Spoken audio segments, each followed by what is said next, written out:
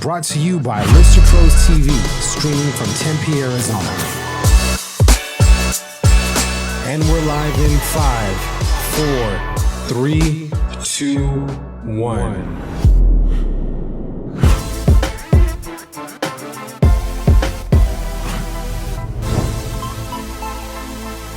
Hey guys, Jordan here with Real Estate Pros on Lister Pros TV. I get all confused usually at the intro. The guests in front of me throw me off, but today we have a really special guest, Chris Prickett of Prickett Realty, and we're going to be talking about adding true value in an ego-driven industry. So most realtors, you know, unless they've been living under a rock, they probably are familiar with who you are or seen some of your marketing around the valley because you do things in a very unique way, which even caught my eye. I think I reached out to you and I tagged you in a post a couple years ago. I remember driving around, I'm like, man, that sign really pops. That's the idea. Nice job, Chris, on that marketing, because that's the idea, to capture the consumer's attention. But I'll give you a couple minutes to introduce yourself, talk about how you got into real estate, what drove you into this industry. Because we know a lot of people get into real estate for different reasons, and how long you've been in it, and just a little bit about yourself. Sure. The mic is yours. The mic is mine. Yeah. I have no problem with the mic being mine.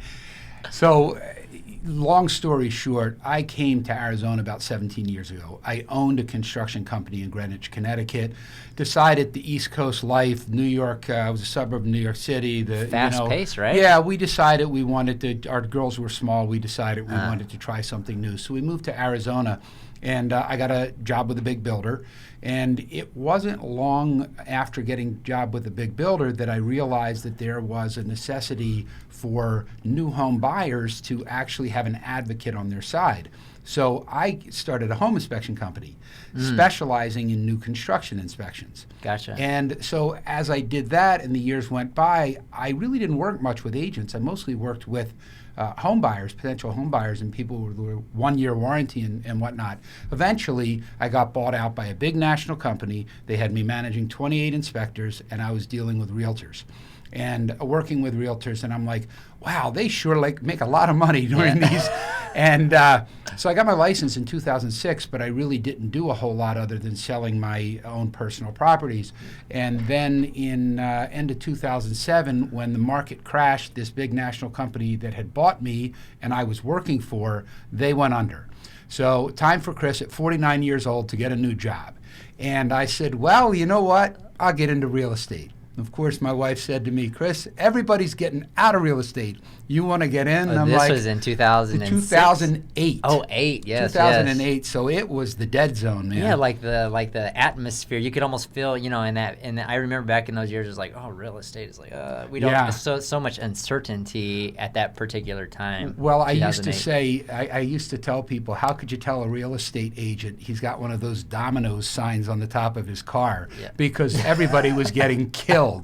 And right. And people and real estate agents were getting out, leaving the business right and left. Well, in hindsight, I'd say wisely, but at the time it was kind of stupidly. I got into real estate in 2008, almost 50 years old, and I thought because of my strong home inspection background that would give me like a unique opportunity to tell people I'm not just a house salesman. I know about the bricks and mortar.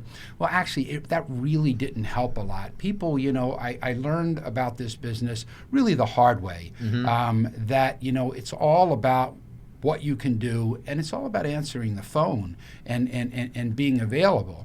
So I made it a point, and I took anything. I mean, I didn't pre-qualify anybody. If you had a pulse, I would put you in my car. Sure. If you want a rental, I would put you in my car. My first year, I made a whopping $7,000, and my wife looked at me and said, you sure you want to do this? Well, the second year was a little bit better, and by 2013, I was the #1 agent in Anthem. Oh, wow. So it took me about 4 or 5 years to get my feet under me, but I ended up getting there, and then I grew a team, ended up leaving the brokerage that I'd been with for about 7.5 years, started my own brokerage a couple years ago, And here we are today. So Prickett Realty has been around since what year? We actually started in 2016, but I left my old brokerage. I tried a little, 2016, I tried a little joint venture with another independent brokerage, and Sure. that didn't last too long. So really, since 2016.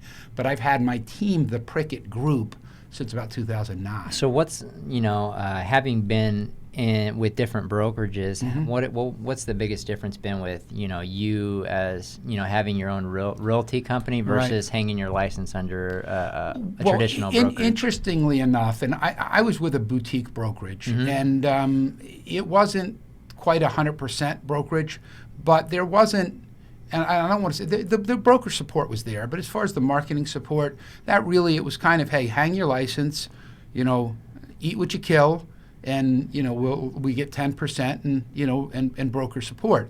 So and I did that on purpose when I started, because for me, and everybody's different, I really want to emphasize, I've worked with great agents, Keller Williams, Remax, you name it, great agents, but everyone has their pluses and minuses. I'm an entrepreneurial guy, which really means I'm a pig-headed guy who doesn't want anybody to tell me what to do. And I knew from being in business myself before that I needed to be with a brokerage that let me be me.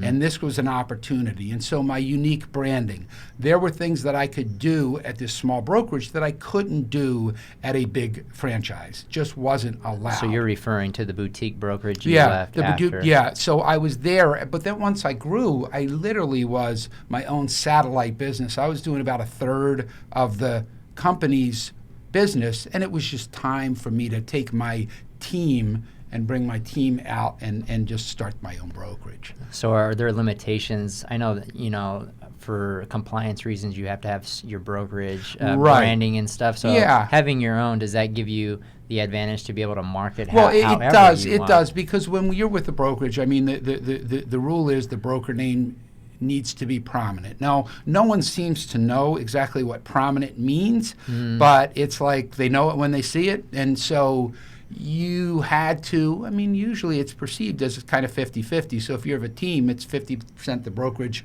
They better be at least as big as you. So even though you may not be getting any marketing dollars from the brokerage, you're marketing the brokerage. And I reached a point where I said, you know what, I need to market me rather than market a brokerage, because I'm not getting the marketing support there. So why not do it myself? I don't wear logoed shirts. Sure. If there's a logo on it, it's my logo. Yeah, right. Because, you're not paying me. Yeah, exactly. So I'm looking at my shirt. Okay, I got a small eyes out here. So what was the inspiration behind your unique marketing approach? If nobody has seen your sign, it just is like bam, Yeah. So we're I've heard superhero, comic book character, and really it goes back to my home inspection days when back before wrapping vehicles was in vogue.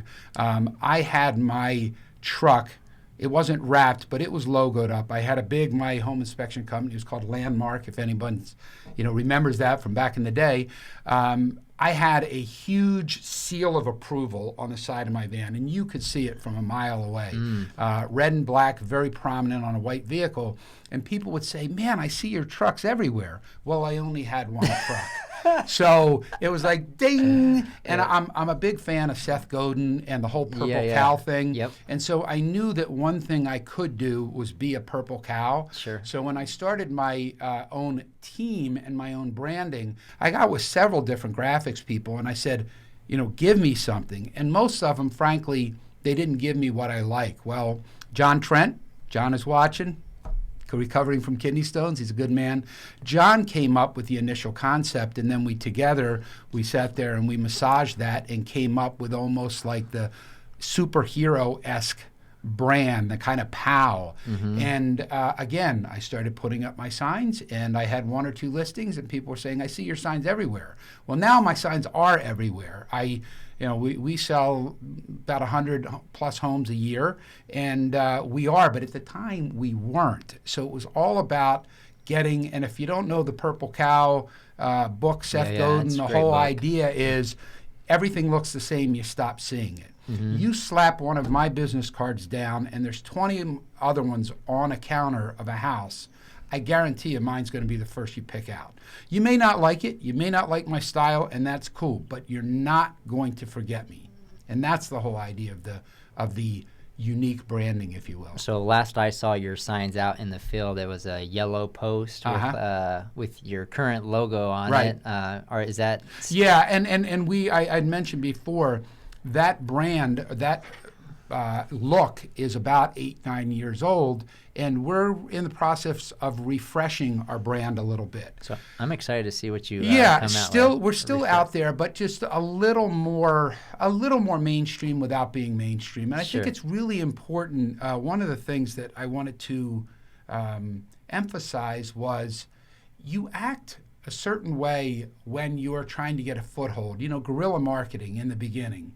Once you become a market leader, then I think it makes sense for your brand to mature along with that position where you are, and not sell out who you are, because I'll never become a Walmart, and I'll never become a franchise. That's just not I want to be unique. I want to do my own thing. Sure. But brands need to mature and need to refresh. At least I think so. Sure.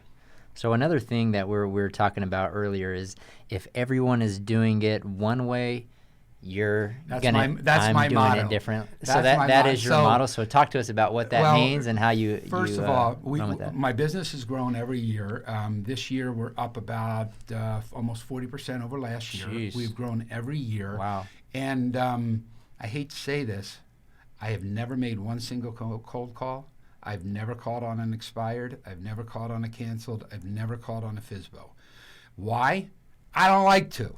So everybody else is doing that, and now we're starting to see in the business where sellers who cancel their listing, they're getting inundated with those calls, and it's becoming a nuisance. And everybody's entitled to make a living their way, and I'm not bashing anybody's way, but for me, that's not my style. I don't want to be that guy. I want to be the different guy. I want to be the guy that you look to when you say, hey, you know what? My house didn't get sold.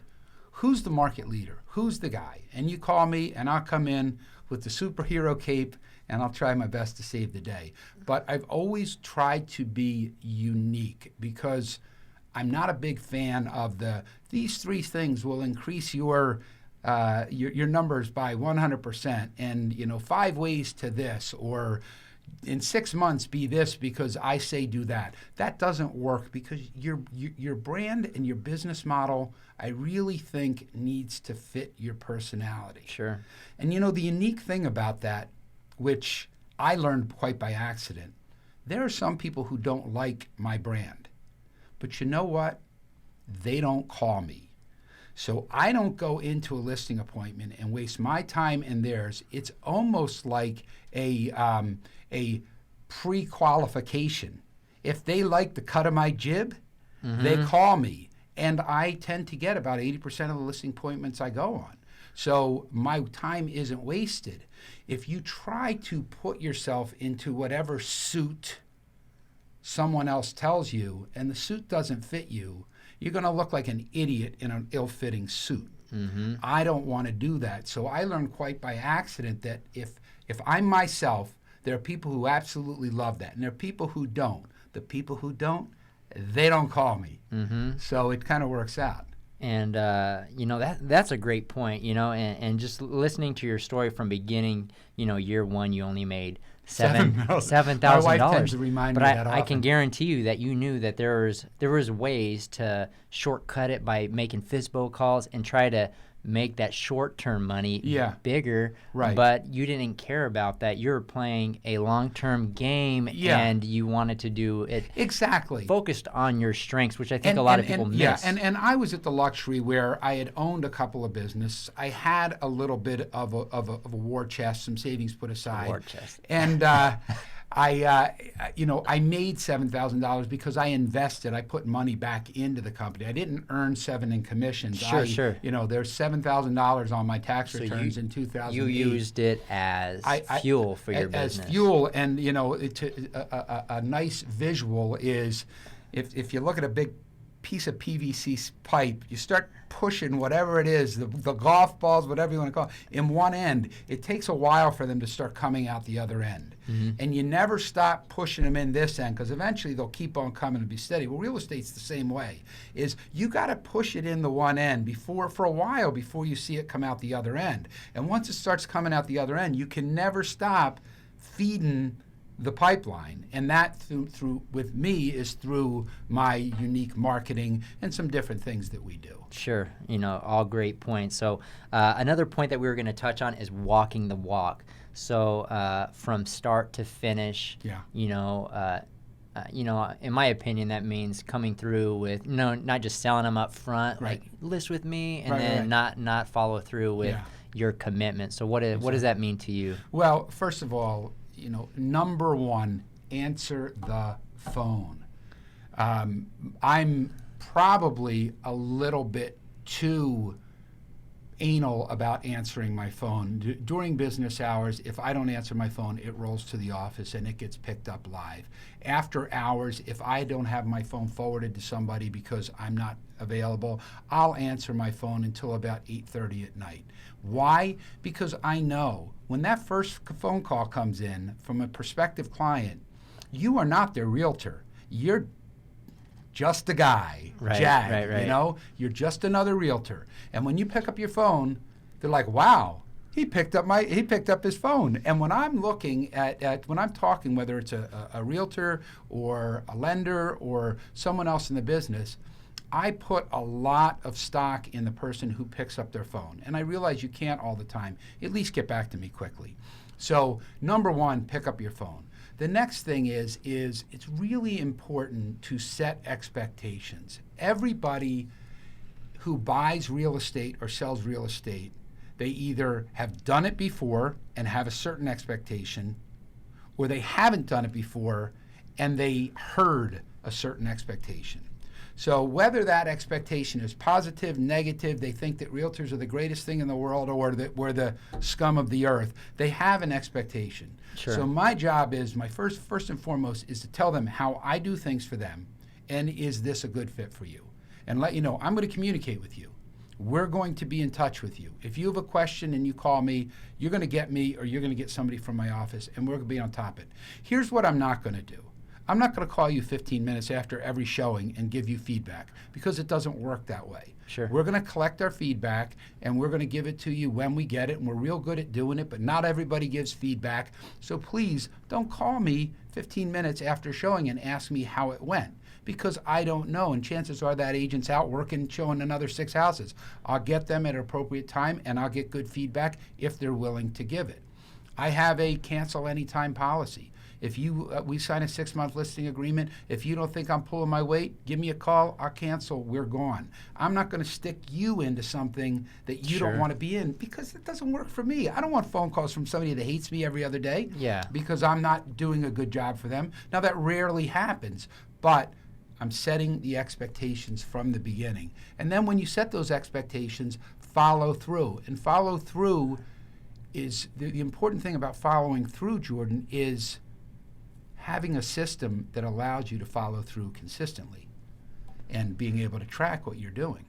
Otherwise, you can keep 2 or 3 deals at one time in your head, but when you're doing 15, 20, 30 deals, if you don't have a good system and good procedures that you can go to in a clutch, then you're going to be, up a creek without a paddle. Sure. I'm from New Jersey. We have cricks, not creeks, by the way.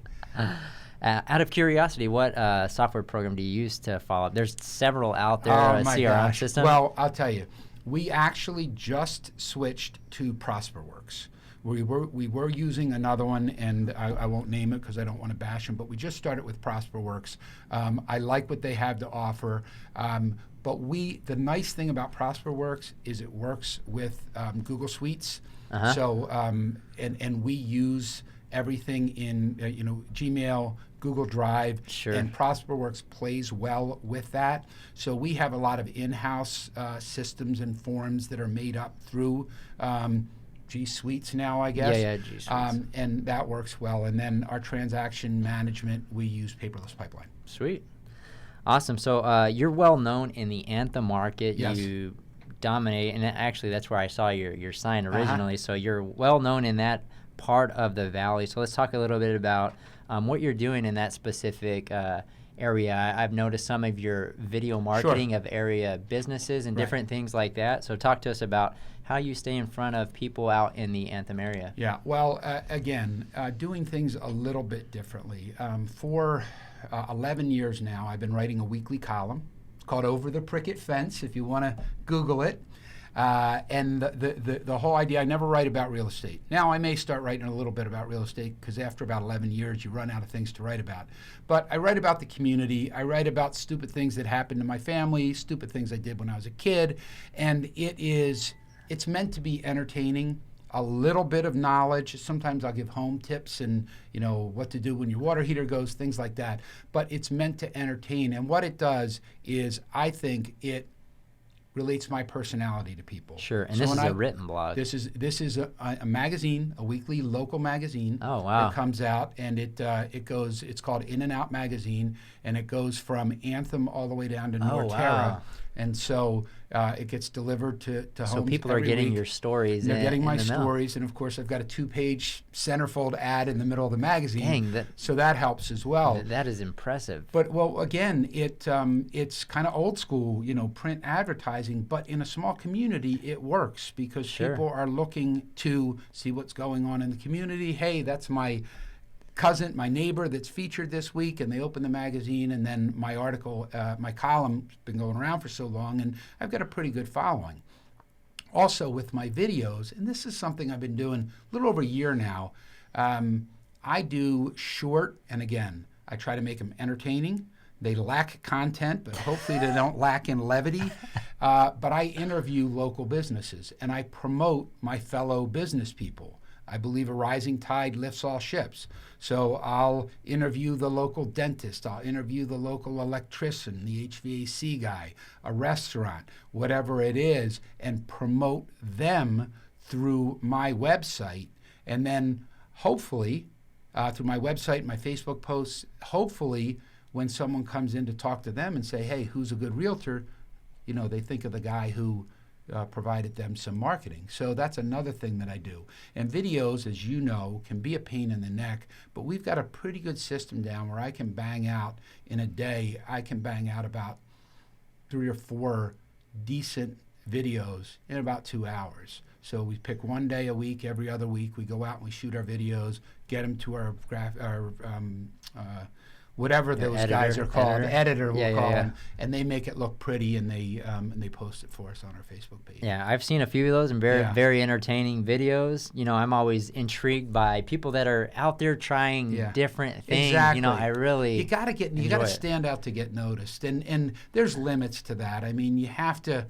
Although I've been known to do some self-deprecating promotional stuff in the past, I try to keep it rated G, and I try to have fun and not be too out there. Yeah, hey, life's too short. I'm a closet comedian. What can I say? I gotta say, and even just your regular posts are very, very entertaining. So awesome, man. This interview has been very insightful for me. I've gotten a lot of good things just out of this. I'm going to check out your Over the Prickett Fence. It's online too, right? Yeah, you just Google Over the Prickett Fence. You'll find it. It's in either in anthemnews.com. The magazine is called In and Out, but the website is anthemnews.com. So if somebody's interested in listing their house, or a real estate agent that wants to pick your brain a little bit, how does somebody get a hold of you, Chris? The best way to send me an email, chris@prickettrealty.com. My website is pricketrealty.com. If you want to text me, Google me. You'll find my phone number everywhere. Awesome. Well, I appreciate your time and taking your time this morning to come in and be on Real Estate Pros this morning. I appreciate you having me. And appreciate it, Chris. And we will see you guys on the next episode.